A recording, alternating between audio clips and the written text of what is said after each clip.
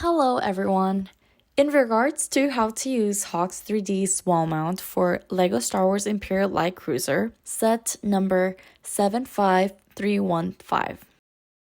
These narrow lines on the mount go into the edges of the bottom plates on the light cruiser, right where the darker 2x6 plate meets the lighter 2x16 plate.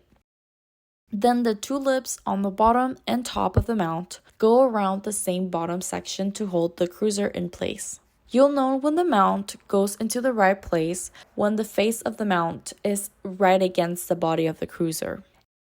And that is it for this mount. If you need guidance on how to brace your mount to the wall, please watch our tutorial on how to mount Hox3D's LEGO Star Wars mount. The link can be found in this video's description or on our website. If you have any more questions or concerns, please reach out to Hox3D at hox3d.llc@gmail.com.